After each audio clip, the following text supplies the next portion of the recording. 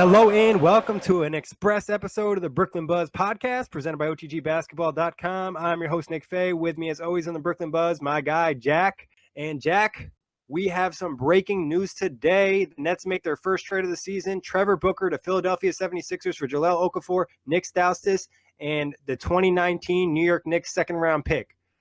Thoughts on the trade? Perfect. What were your emotion when you read this? I was shocked, in love. It was a range of emotions, Nicholas. It's like waking up on Christmas morning and find out you get like a new PS4, and then you've also got like new games to go with it and a controller. But then at the same time, you know, you lose your old Nintendo 64 that you've known and loved for years and years, and it's been so loyal to you. Because there's mixed feelings to go with this, because Trevor Booker has been such a great net guy.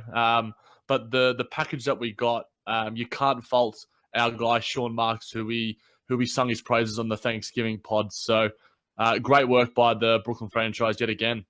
Yeah, honestly, I was like irrationally really happy. I didn't expect it because we, like you said, we spoke about the Okafor trade in the past as well, about the Nets possibly picking him up.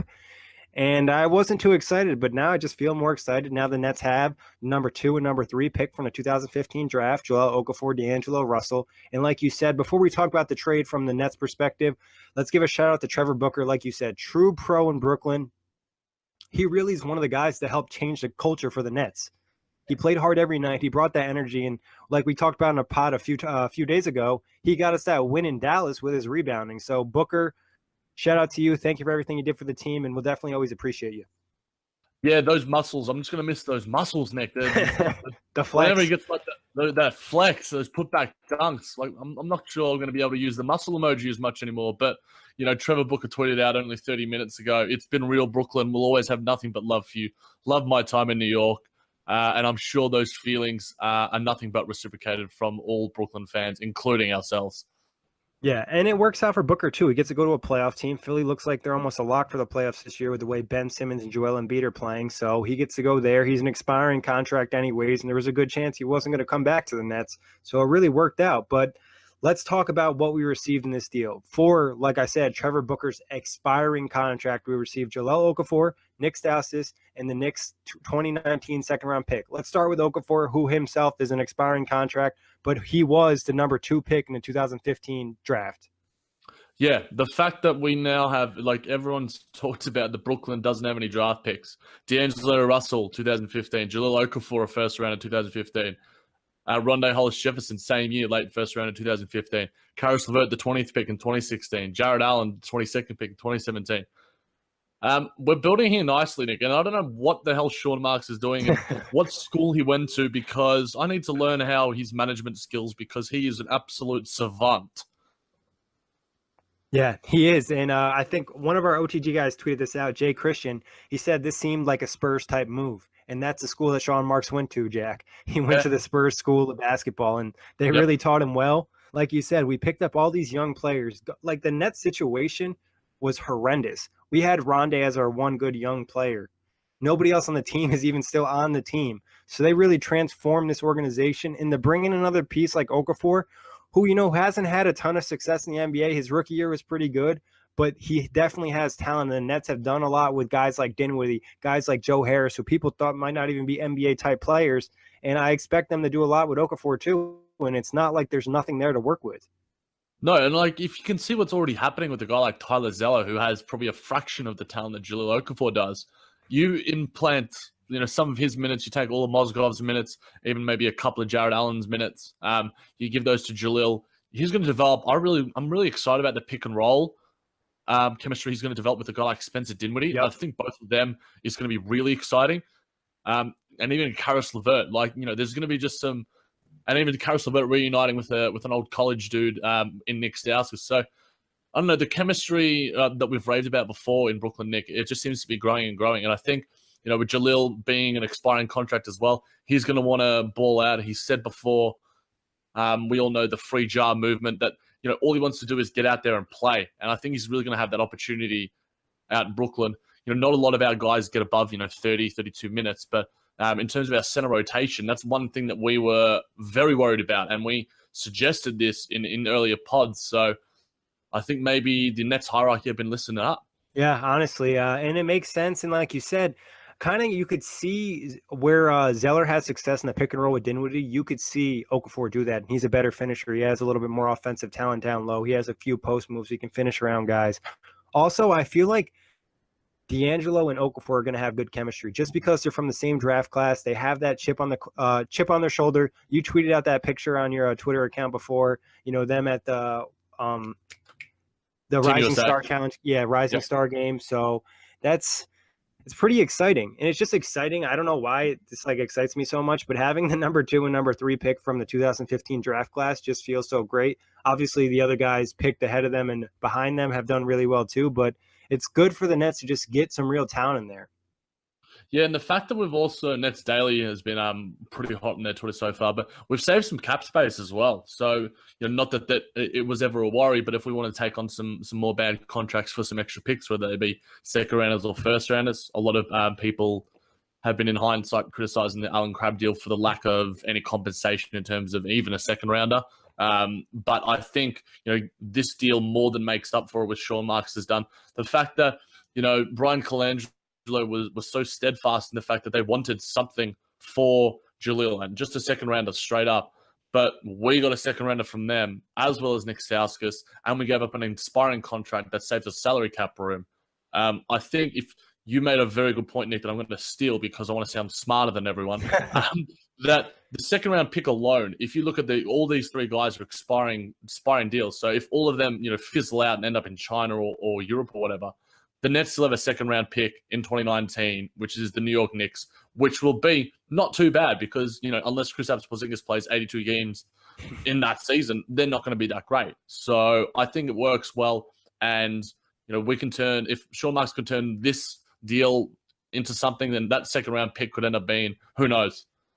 Yeah, honestly, a second round pick is kind of exciting too. But still on Okafor, let's go best case scenario for Okafor, then we'll go worst case scenario, and then we'll go what we actually expect. So best case scenario for Okafor for the rest of the season on the Nets. Best case scenario, I reckon he can put up like an 18-9. I'm thinking, he could push a double-double on most nights. He doesn't have, some of the same skills as our other bigs.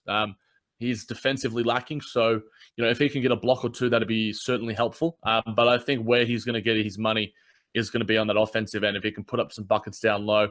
And I think if he learns to sort of kick it out, not that he's Joel Embiid, his former teammate in any stretch, but Joel has really learned how to kick it out to his perimeter shooters. Maybe even a guy like Nik Stauskas, who I really like. And I think adds to our 3-point shooting. So I think if we play, and we've been mentioning our points in the paint generally when they are quite high, we look good. And Jahlil is really good at that. So I'm excited about it. I reckon he can push an 18-9 double-double most nights. And I can't see why he can't. We said similar things about D'Angelo, and he exceeded our expectations. Yeah, I think best case scenario, I'm probably a little bit lower than you because I think that the Nets are still going to get minutes for Zeller and definitely for Jared Allen. So I don't know if Okafor would have the minutes to put up those. I think best case for me, if he could average even like 10 and 6 off the bench, I'd be pretty happy. Yeah. Just shooting a high percentage, like you said, giving us some paint scoring. I think the Nets looked at it as an issue. Something that Atlanta did to us when we lost at home on Saturday is they kind of locked down the paint a little bit, made it harder and made us shoot contested shots. They had no rim protectors, but we don't have a ton of great inside finishers. So adding somebody like Okafor who can give us a little bit of an inside presence, like I said, he hasn't dominated in the NBA, but he's been pretty good. And I believe on his career, 0 to 3 feet from the rim, he's shooting 68%. So that's not a bad number at all. Probably better than anybody else on the Nets shooting inside. Yeah, and I remember back in the day, like when he first came into the season and he sort of got off to a real hot start, the starters were talking him up, and some of his stats were just, outstanding. Sort of like, when they throw out those big names like an Oscar Robertson or Wilt Chamberlain, he's putting up like 20-10, 25-10, 25-15, albeit on that Sixers, those 1973 Sixers, which were certainly trash. But we've seen him put up numbers, Nick. I think he's going to be so motivated. If we thought D'Angelo Russell was motivated to play well, then boy, oh boy, are we going to be seeing something from Jahlil Okafor. Yeah, and I think the one thing with that motivation, not only will it help him ball out offensively, I think if defensively, if you're not that gifted of a player, you have to put in a lot of effort. And when you have that extra energy on defense, I think that's going to make an impact. Obviously, the Nets in their system, they're not going to play him if he doesn't play well, if it doesn't work out. Like you said, the Nets still have the second-round pick, so there's really nothing to lose. But worst-case scenario for Okafor. Worst case scenario is that he fizzles out. Injuries might continue to plague him. He doesn't really have that much of a base. But he's said to be, working really hard in the gym. So I don't think that that's going to be an issue. But in terms of point production, I reckon, he's in single figures, less than 5 rebounds a game. But in all honesty, I can't see that happening just because even on a crappy 76ers team, he was able to put up decent numbers. And he's going to have opportunity. I think in our OTG group chat, Matt Chin, shout out to him, made a really good point about the fact, and I've seen this on SB Nation, the SB Nation Bulls fan page as well, why other teams didn't go hard after him, like the Chicago Bulls. What the Nets did in terms of the deal that they got, I'm sure plenty of other teams could have offered more, but Sean Marks continues to work his magic. Yeah, and just shout out to Sean Marks, like you said. We gave him a Thanksgiving episode. We were thankful for him, but he continues to work that magic and get us these young pieces. Worst case for me, like you said, I think he fizzles out, doesn't work out. But like I said, we still get the second-round pick, so it doesn't really matter because Booker was expiring, and I didn't think he was going to return. Yeah. Realistically, what do you expect from Okafor? What do you think is going to happen this year if you had to make a guess at a stat line? We're assuming he's coming off the bench. I guess I would assume he's coming off the bench. Actually, I don't know what it could happen. Depends on how he plays. Yeah, it's definitely dependent on how he plays. Tyler Zeller has been starting, and you'd assume for the at least for the time being that's going to happen. Obviously, it's a bit crappy that we lose Booker in our road trip, and we're down to some 10 players on the roster, so it's going to leave us a little bit weak in terms of rotations. But it's all for the betterment of the team in the long run. But I'm thinking maybe a 12 and a 6, 12 and a 7 maybe. I think he's good enough to put those up even on 20 to 22 minutes a night. And I think his minutes only go up. And I think by the end of the season, he'll be playing 25 to 28 minutes. And I think he probably would have superseded at least Zeller in the rotation, if not Allen. I'm just hoping that there can be a nice balance between, the real defensive and capabilities that Jared Allen has and the sort of relationship that he has with Karis LeVert in that second unit, and Jahlil hopefully developing a nice tandem with Spencer Dinwiddie and D'Angelo when he comes back as well. Yeah, I think that's an interesting point. I would not be surprised at all if the Nets played Jared Allen more at the 4. They played him a little bit at the 4 this season. If he can hit the 3, like we mentioned in the previous pod, like we said, he only hit 1, but there still is that potential. Athletically, on the defensive end, they can hide him. There's plenty of guys they can hide somebody with that athleticism and that ability to defend on the perimeter, even being that big. So like you said, who knows? Maybe an Okafor and Allen pairing could work at some points because Allen could really help cover up for Okafor's deficiencies on defense.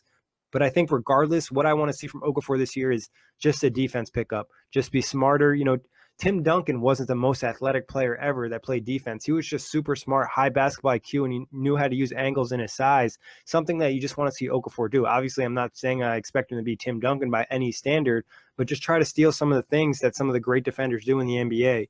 Realistically, though, this year, I think, like you said, I think double digits is expected, especially at the pace the Nets play, long as he's getting 20 minutes a game, and I think 6 rebounds.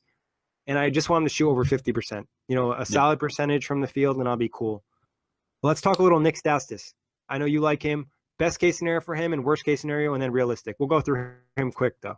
Sauce Castillo, I'm hoping, he can shoot. He can be like a Joe Harris light, maybe about 38% from 3, which I think would be great, a bit above the league average. And, had those hot nights where he might go off 15 or 20, get 6 or 7 threes. But I'm just hoping he can just add to that 3-point rotation because, it's part of our motion. It's part of our system. So I'm looking forward to the hot sauce of Sauce Castillo. Yeah, if he can bring some hot sauce, like you said, best case scenario, if it works out and he can light it up for 3, it's another guy that we developed. And we know the Nets need 3-point shooting regardless. So if it works out like that, that's best case. Worst case, doesn't work out. He's expiring. See you later.